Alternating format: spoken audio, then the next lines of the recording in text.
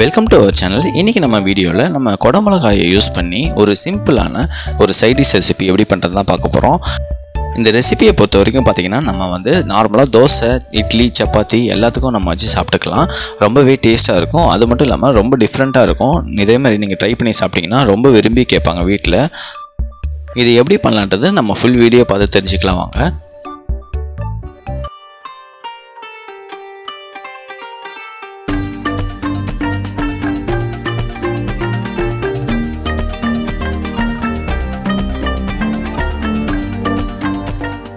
First நமக்கு தேவையான பொருள் பார்த்திங்கன்னா குடமிளகா வந்து ஒரு 2 குடமிளகா நல்லா பெரிய சைஸில் எடுத்து வச்சுக்கோங்க.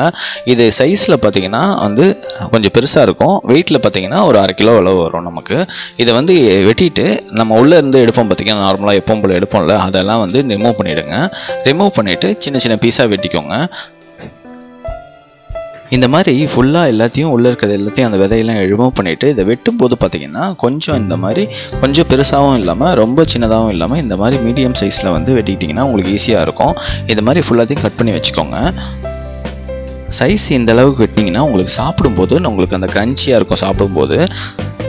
நெக்ஸ்ட்டு வந்து கடலெண்ணெய் வந்து இந்த ரெசிபிக்கு ஆட் பண்ணிக்கோங்க. இது அளவு பார்த்திங்கன்னா நீங்கள் வந்து ஒரு 50 ml அளவு ஆட் பண்ணிக்கோங்க. ஆட் பண்ணிட்டு வேர்க்கடலை பார்த்திங்கன்னா ஒரு பச்சை வேர்க்கடலை ஒரு கைப்பிடி அளவு ஆட் பண்ணிக்கோங்க. ஆட் பண்ணிட்டு ஃபஸ்ட்டு நல்லா வந்து வறுத்துக்கோங்க.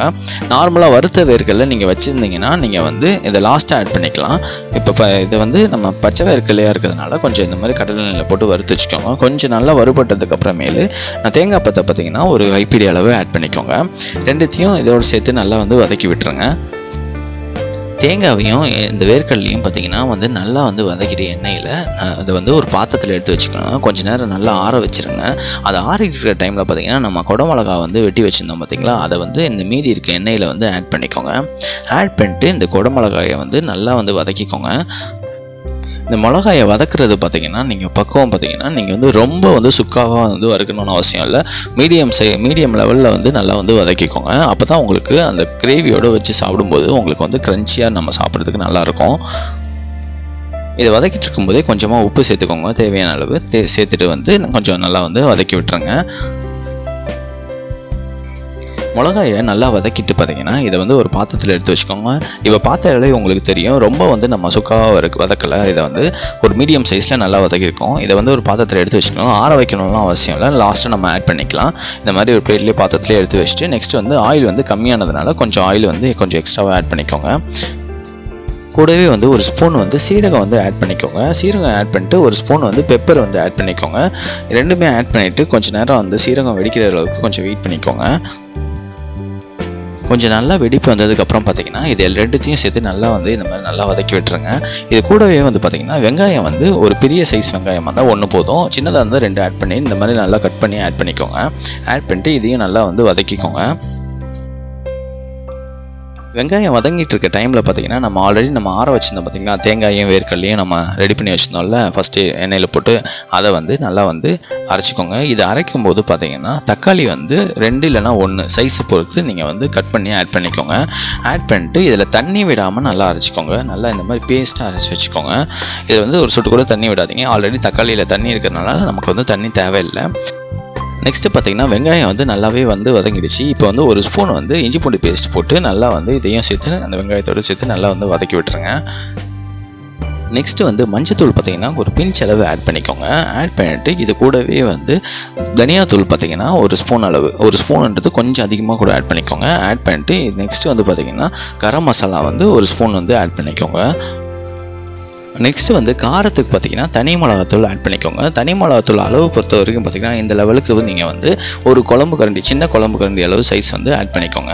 ஆட் பண்ணிட்டு நல்லா வந்து வதக்கி விட்டுக்கோங்க. அப்படி உங்களுக்கு காரம் அதிகமாக வேணும்னா இன்னும் கொஞ்சம் எக்ஸ்ட்ராவாக கூட நீங்கள் ஆட் பண்ணிக்கலாம். நீங்கள் தனி மிளகாத்தூள் ஆட் பண்ணிட்டு நல்லா அந்த பச்சை வாசனை போகிற அளவுக்கு நல்லா அந்த வெங்காயத்தோட ஃபுல்லாக வந்து நல்லா கிளறி விட்டுக்கோங்க. நம்ம ஆல்ரெடி குடமிளகாயில் நம்ம உப்பு சேர்த்துருக்கிறதுனால இப்போ கொஞ்சமாக உப்பு சேர்த்து கொஞ்சம் நல்லா கிளறி விட்டுக்கோங்க. நெக்ஸ்ட்டு வந்து நம்ம ரெடி பண்ணி வச்சுருந்தோம் பார்த்திங்களா பேஸ்ட்டு, நம்ம வேர்க்கடலை தேங்காய் எல்லாம் போட்டு ரெடி பண்ணி வச்சுருந்தோம்ல அதை வந்து ஆட் பண்ணிக்கோங்க.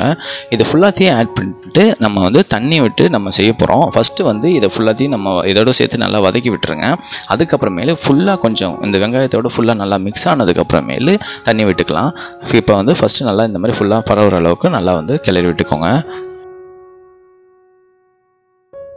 இது ஃபுல்லாக வந்து கிளற வரைக்கும் நம்ம வந்து தண்ணி விட வேணாம். நல்லா ஃபுல்லாக இது மிக்ஸ் ஆனதுக்கப்புறம் பார்த்திங்கன்னா நம்ம மிக்சியில் ரெடி பண்ணி வச்சுருந்தோம் பார்த்திங்களா, அதுலேயே கொஞ்சமாக தண்ணி விட்டு ஒரு பாதி கப்பு வந்து தண்ணி விட்டுருங்க. இன்னொரு அரை கப்பு தண்ணி வந்து பார்த்திங்கன்னா நீங்கள் வந்து இதை நல்லா கிளறி விட்டுக்கோங்க. அதுக்கப்புறம் அளவு பார்த்துட்டு ஆட் பண்ணிக்கோங்க. உங்களுக்கு அந்த தண்ணியோட லெவல் வந்து கம்மியாக இருக்கிற மாதிரி தோணுச்சுன்னா அதுக்கப்புறம் மீதி பாதியை வந்து நீங்கள் ஆட் பண்ணிக்கோங்க. இப்போ பார்த்திங்கன்னா கம்மியாக இருக்க மாதிரி இருக்குது, அதனால் பாதி கப்பு வந்து தண்ணி வந்து ஆட் பண்ணியிருக்கோம்.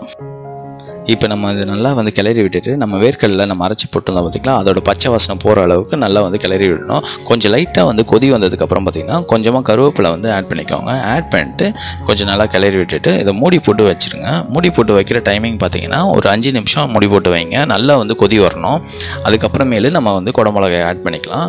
நல்லா மூடி போட்டு வச்சதுக்கப்புறம் பார்த்திங்கன்னா கொஞ்சம் நல்லா அந்த எண்ணெயெல்லாம் பார்த்திங்கன்னா அந்த இது வெளியில் வந்திருக்கும், நமக்கு ஆயிலெலாம் வெளியில் வந்திருக்கும். இது வந்து நல்லா வந்து ரெடியானதுக்கு அர்த்தம். இப்போ இந்த ஸ்டேஜில் பார்த்திங்கன்னா நம்ம ஆல்ரெடி நம்ம வதக்கி வச்சுருந்தோம் பார்த்திங்களா குடமிளகா, அதை வந்து ஆட் பண்ணிக்கோங்க. குடமிளகாயை பொறுத்த வரைக்கும் பார்த்திங்கன்னா நம்ம வந்து இந்த கிரேவியோடு நம்ம சேர்த்து சாப்பிடும்போது ரொம்ப டேஸ்ட்டாக இருக்கும். அது மட்டும் இல்லாமல் நம்ம வந்து குடமிளகாயை ரொம்ப சுக்காவாக வறுக்காதனால பார்த்திங்கன்னா நம்ம வந்து சப்பாத்தியோ தோசையோ இட்லியோ இதில் வச்சு சாப்பிடும்போது பார்த்திங்கன்னா நம்ம சாப்பிடும்போது நல்லா க்ரன்ச்சியாக இருக்கும். ரொம்பவே விரும்பி சாப்பிடுவாங்க எல்லோரும். இப்போ பார்த்திங்கன்னா நம்ம ஒரு 2 நிமிஷம் அந்த மாதிரி மூடி போட்டு வச்சோடனே நல்லா ஃபுல்லாகவே வெந்துடும் நமக்கு. இப்போ பார்த்திங்கன்னா நல்லா அந்த கிரேவியாக நமக்கு வந்துடும். நமக்கு லாஸ்ட்டாக வந்து கொஞ்சமாக கொத்தமல்லி வந்து ஆட் பண்ணிக்கோங்க. ஆட் பண்ணிட்டு நல்லா வந்து கிளறி விட்டுக்கோங்க. நார்மலாகவே நம்ம வந்து சப்பாத்தி இட்லி அது மட்டும் இல்லாமல் தோசைக்கு பார்த்திங்கன்னா நம்ம வந்து சட்னி இல்லை குருமா அந்த மாதிரி வச்சு சாப்பிடுவோம். அந்த மாதிரி இல்லாமல் இந்த மாதிரி கொஞ்சம் டிஃப்ரெண்ட்டாக வச்சு ட்ரை பண்ணி கொடுங்க. எல்லாருமே விரும்பி சாப்பிடுவாங்க. இந்த ரெசிபியை பொறுத்த வரைக்கும் பார்த்திங்கன்னா நம்ம ரொம்ப பொருளும் யூஸ் பண்ணல, அதே சமயம் ரொம்ப டைமும் எடுத்துக்கல, ரொம்ப சீக்கிரமாகவே பண்ணிட்டோம். இந்த வீடியோ பிடிச்சிருந்தா நீங்களும் வீட்டில் ட்ரை பண்ணி பாருங்கள். மறக்காமல் லைக் கமெண்ட் அண்ட் சப்ஸ்கிரைப் பண்ணிவிடுங்க. தேங்க்யூ.